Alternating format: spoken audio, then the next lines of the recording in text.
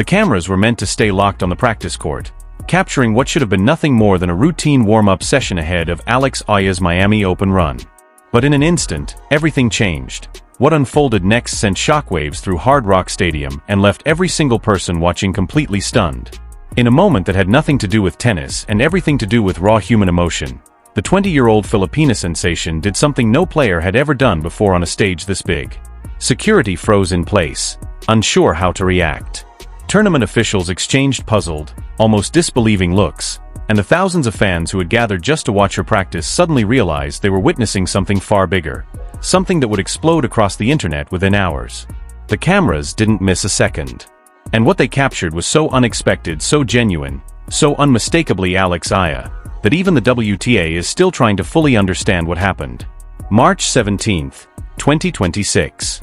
Hard Rock Stadium in Miami Gardens was already alive with energy that morning, but the atmosphere hit an entirely different level the moment Alex Eala stepped onto Court 5 for her scheduled warm-up. Filipino fans had been gathering for hours, filling the space with pride, wrapped in flags, wearing custom jerseys, and holding up signs that read, "Laban Alex," and Tagalog for "Fight Alex." The crowd overflowed into nearby walkways, forcing security to form a narrow corridor just so Eala could make her way to the court. At first, everything that followed felt completely routine. Eala began rallying with her hitting partner, dialing in her ground strokes, sharpening her footwork, going through the standard pre-tournament rhythm. But there was something different in the air. The 20-year-old star, ranked number 29 in the world and carrying the pressure of defending 390 ranking points, looked unusually at ease, almost playful in her movements. And then, in the middle of it all, something unexpected happened. Right in the middle of a rally, Eala suddenly stopped. She signaled to her hitting partner, then jogged toward the side of the court, locking her attention on a small section of the crowd. There stood a young girl, no older than 7 or 8, holding a handmade sign that read, "Alex, you're my hero," written in slightly shaky, uneven letters. Security quickly stepped in, ready to manage the situation, but Eala gently waved them away. She knelt down to meet the girl at eye level and spent nearly 2 full minutes talking with her. Then, in a moment that left everyone around completely stunned, Eala reached into her bag and pulled out one of her practice rackets, and without hesitation, she placed one directly into the child's hands. The reaction was instant. The crowd erupted with pure emotion, and suddenly phones were everywhere, capturing every second of the moment. The girl's mother broke down in tears, overwhelmed, while Eala, wearing that same calm signature smile, simply turned and walked back onto the court as if nothing extraordinary had just happened. But the cameras never stopped rolling, and within hours, the clip was everywhere. The video raced across social media at incredible speed, spreading like wildfire. By the evening, it had already racked up millions of views across Twitter, Instagram, and TikTok. Alex Eala just did something no tennis player has ever done, one viral post read, paired with the now iconic footage of the racket being handed over. Gave away her practice racket to a young fan mid-session. This is why she's different. The reactions poured in from all over the world. Filipino fans embraced the moment as a powerful reflection of Eala's true character, while tennis fans from other countries were amazed by how spontaneous and genuine the gesture felt. Even her competitors couldn't ignore it, they noticed. But what made this moment truly special went far beyond a simple act of kindness. It became a powerful reminder of why Eala has grown into one of the most beloved figures in women's tennis. Not because of rankings or stats, but because of who she is at her core. "I always make it a point to be grateful," Eala has said time and time again. "Coming from where I come from, I've seen real poverty. I've seen real struggle. Even though I haven't lived through it personally, I understand it, and I value what I have." And that mindset shows up in moments like this. Moments that can't be planned, can't be staged, and can't be recreated.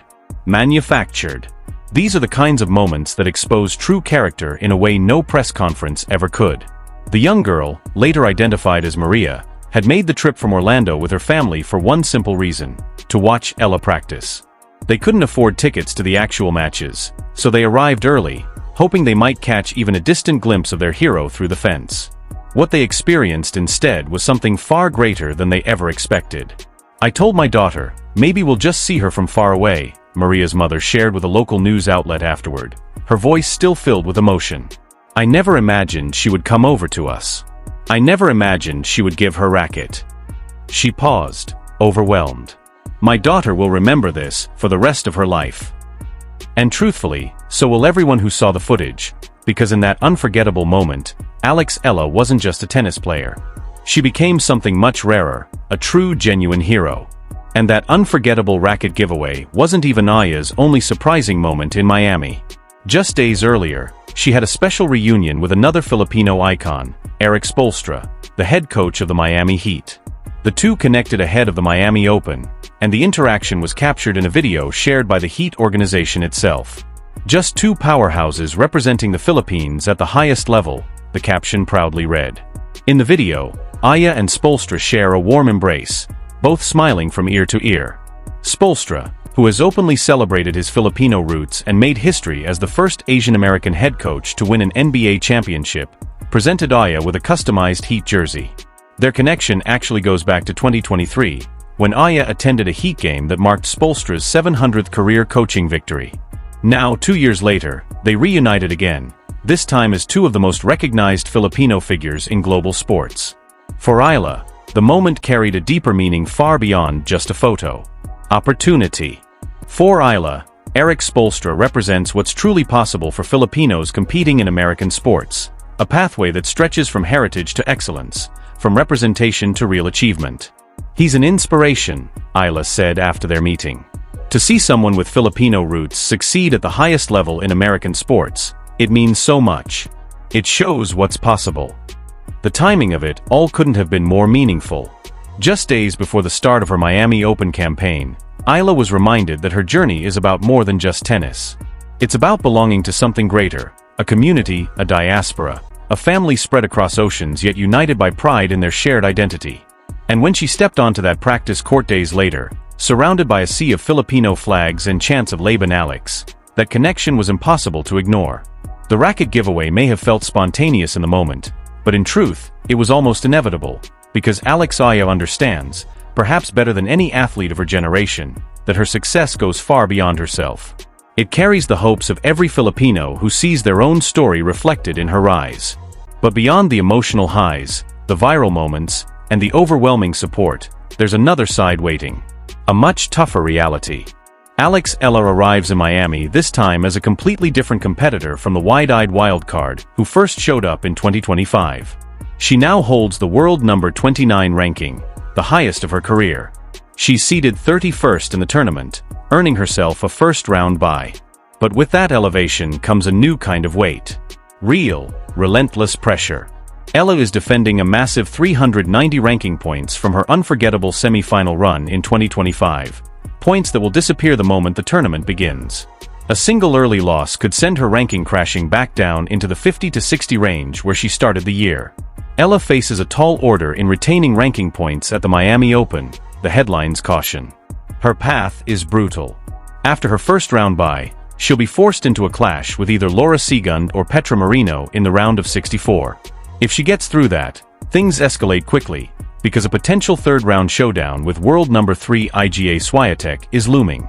It would be a rematch of their 2025 quarterfinal, where Eala shocked the tennis world by beating the Polish star 6-7, 7-5. Swiatek had later answered that loss with a win a month afterward at the Madrid Open, but the sting of that Miami defeat still hasn't fully faded. And now, with the Polish star also competing under heightened attention after reportedly being subjected to verbal abuse from a disruptive fan last year, she will arrive with one clear goal: revenge. Even if Eala manages to survive that battle, the road only gets steeper. In the fourth round, she could face either Karolina Muchova or Clara Tolson, followed by a potential quarterfinal clash with Victoria Mboko or Mira Andreeva. And waiting in the semi-finals? Either Coco Gauff or Amanda Anisimova. It's a true gauntlet in every sense of the word. But despite all of that, Eala isn't getting lost in the draw sheets or rankings. Miami last year was a beautiful time for me, and it was the start of all of this, she said after Indian Wells.